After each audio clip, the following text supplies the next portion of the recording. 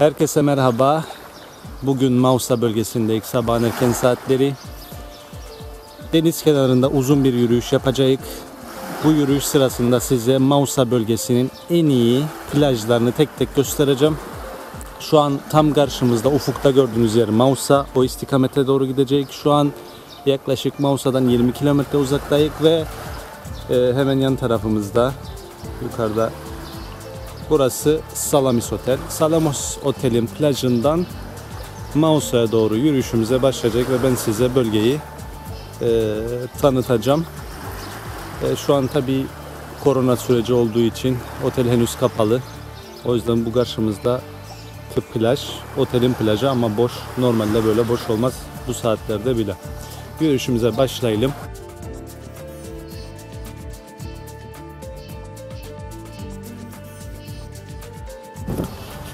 Hemen bu sağ tarafta gördüğünüz beyaz bina Mimoza. Kıbrıs'ın gene en eski plajlarından bir tanesi burası. Tabi şimdi el değiştirdi, o yüzden dekorasyon falan yapıldı. Şezlongları koyduklarına göre şu an açık olmalı ya da açılışa hazır olmalı. Burası da ünlü bir plaj.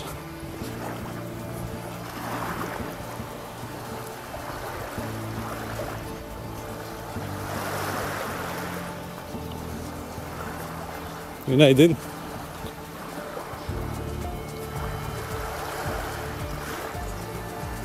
Burada arka arkaya yan yana plajlar var. O yüzden burada videoyu hızlandırmayacağım. Mimoza'dan hemen sonra Koca Reis plajı var. Koca Reis Kıbrıs kültürüne artık yerleşmiş bir yer. Birçok Kıbrıslı'nın gelip gününü geçirdiği bir yer Koca Reis. Çünkü burada Koca Reis bungalovları var arkada. Burada restoranı var. Özellikle balık menüleriyle ünlü. Hemen plajı var. Ve tabii ki deniz var. Buraya düşünün ki Başbakan, Cumhurbaşkanı bile geliyor yani tatilini geçirmek için birkaç günlüğüne. O yüzden burada denize girerken yanınıza bir anda Başbakan, milletvekili görebiliyorsunuz. Kıbrıs'ın genelinde böyle ama Koca Reis de böyle önemli bir yer Kıbrıs halkı için. Evet, plaj uzun. Koca Reis'in bungalovları burada. Bir de havuzu var sanırım ama ben oraya hiç gitmedim. Zaten deniz varken havuza girmek de çok bence mantıklı değil.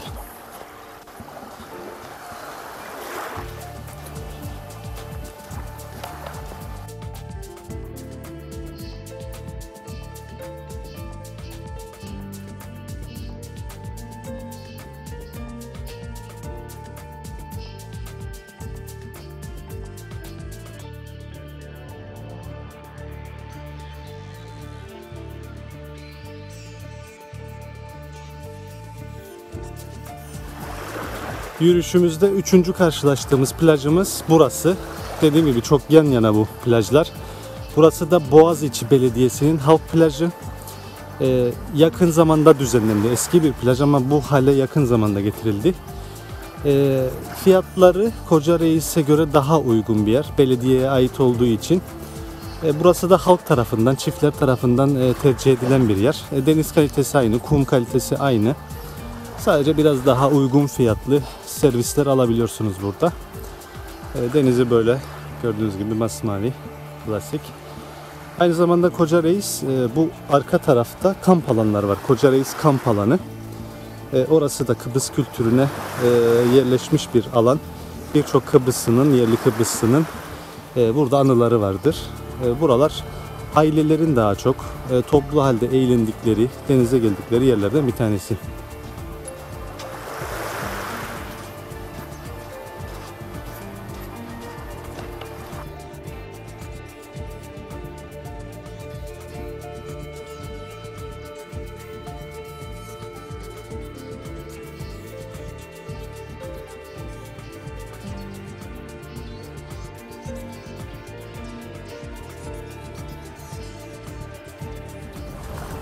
Boğaziçi Halk Plajı bölgesine, Aysergi Belediyesi Halk Plajı bölümünü geçtik. Şu an önümüzde çok uzun bir Sahil şeridi var. Çoğu hiçbir kimseye ait değil. Sahipsiz alanlar. Oraya devam edeceğiz. Devam etmeden şöyle arkamızda kalan görüntüyü kısaca göstereyim. Salamis Otel'in dibinden başladık. Mimoza, Koca Reis, Koca Reis'in bungalovları ve hemen burada belediyenin halk plajı. Yürüyüşümüze devam ediyoruz.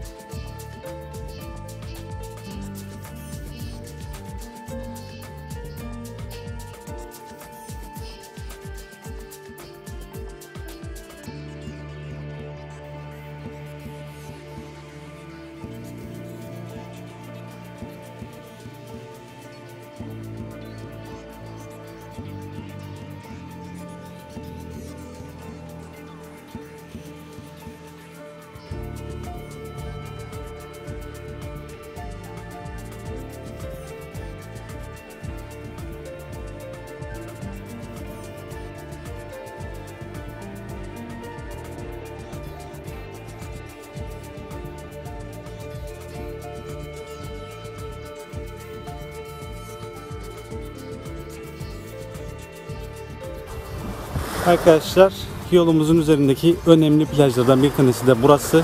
Hemen karşınızda gördüğünüz terk edilmiş bina eski Oscar Park Otel. Çok önemli bir oteldi eskiden ama çok uzun yıllardır terk edilmiş halde.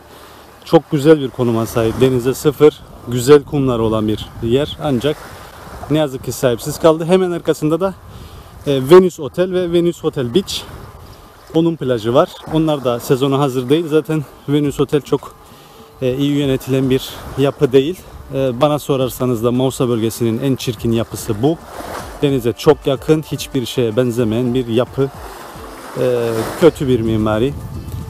İçeride yaşayan insanlar var ama ne ve nasıl, hangi koşullarda yaşadıkları belli değil. Çok kötü yönetilen ve gerçekten de gözleri yoran bir yapısı var. Ama buna rağmen harika bir konumu var. Muhteşem bir sahili var. Burası çok rağbet gören bir yer değil açıkçası. Ama sonuçta bahsettiğinizde insanların duymuş olduğu yerler. Özellikle Oscar Park Otel, Kıbrıs kültüründe önemli yeri olan bir otel. Yürüyüşümüze devam ediyoruz.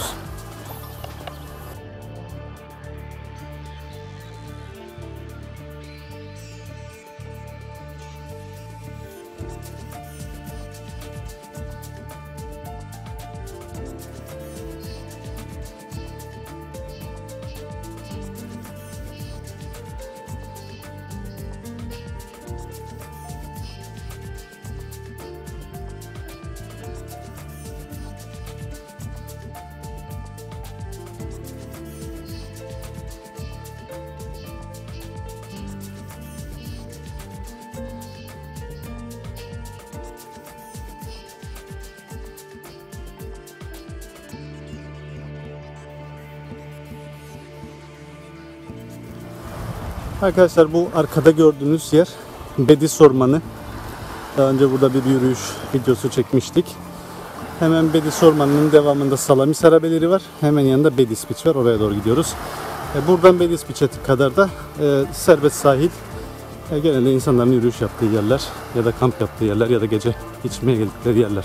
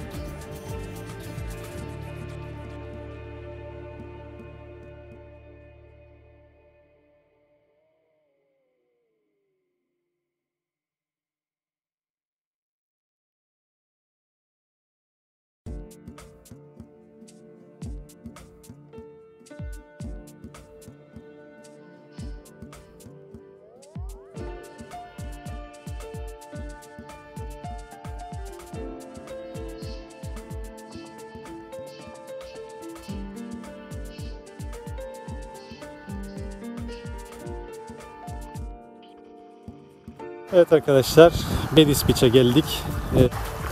Bediz Beach Kıbrıs'ın en eski plajlarından bir tanesi. Çok ünlü bir yer. Bu karşımızda gördüğünüz iskele buranın ikonik yeri. Hemen hemen herkesin bu iskeleden bir atlamışlığı, zıplamışlığı ya da sevgilisiyle oturup bir şeyler içmişliği vardır.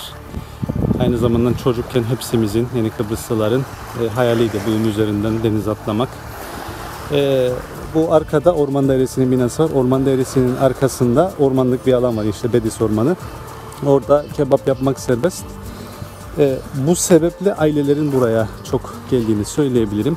Onun dışında hemen arkadaki tabii ki Salamis harabelerinin ana girişi. Bundan dolayı da Bediz Beach çok önemli bir yer. Yakın zamanda da gençlerin çok rağbet etmeye başladığı bir yer. Gördüğünüz gibi voleybol oynayanlar var. Hemen arkada bir tane Pregi tarzında bir bar var. Beach bar. Buralarda canlanmaya başladı. Daha önceleri dediğim gibi sadece ailelerin katıldığı bir yerdi ama yakın zamanda gençliğinde takıldığı bir yer oldu. Kıbrıs'ta ziyaret edilmesi gereken bir yer.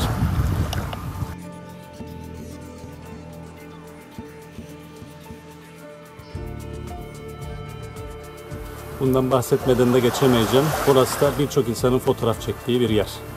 Görüntüsünden ve simetrisinden dolayı. Bu iskele gerçekten ikonik olmuş bir iskele. Evet, yürüyüşümüze devam ediyoruz. Mausa tarafına doğru.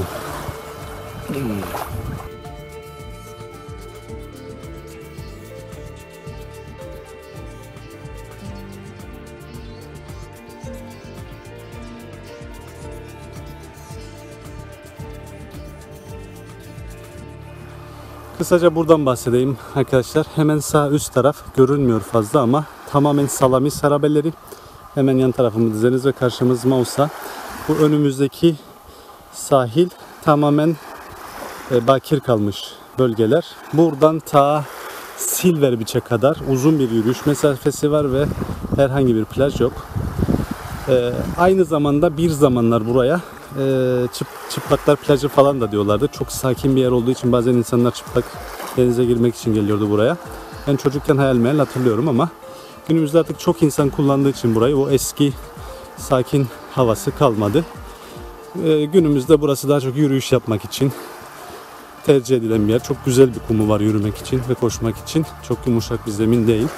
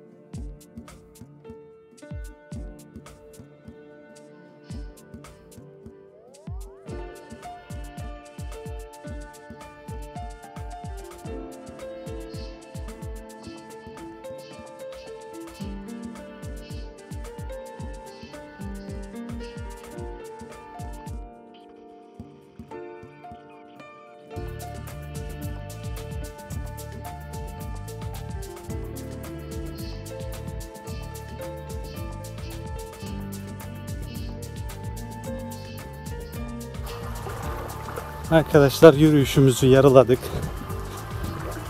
Şu an Silver Beach'e doğru giderik. Silver Glapsides Tabi Beach Club'a doğru giderik. Ama şu an geldiğimiz yer önemli bir yer. Bu gördüğünüz kayalar ve hemen bu sağ tarafta kumların altında kalan yerler eski Salamis şehrinin antik limanı. Bundan dolayı çok tarihi bir yer. Aslında bu gördüğümüz kayalar ve Salamis şehri boyunca paraleller giden kayalar aslında şehri denize karşı koruyan bir çeşit bariyerdi. Tabi çok eski yıllardan bahsettiğimiz için sadece kayalıklar kaldı. Ama bu kayalıklarda snorkeling yaparsanız bu eski yapıdan kalma parçaları görmeniz mümkün. Hatta Google Earth'ten bakarsanız şu denizin içinde bir tane bayrak var. O bayraktan bu önümüzdeki kayalara ve ta karşıya bizim Bedis iskelesinin oraya kadar uzanan yaklaşık 3-3,5 kilometrelik bir blok halinde ilerleyen bir şerit, kaya şeridi görmeniz mümkün. Google Earth'te çok net beliriyor. Yürüdüğümüz yer tam karşıda gördüğünüz gibi Salamis Otel. Oradan başladık. Mimosa Beach'i gördük. Koca Reis'i gördük. Icesergi Beach'i gördük. Daha sonra Venüs, Bedis ve Salamis arabeleri ve geldik. Yürüyüşümüzün ilk bölümü burada sonlanıyor. Ben yürümeye devam edeceğim. İkinci bölümde devamını izleyebilirsiniz. Şimdilik hoşça kalın.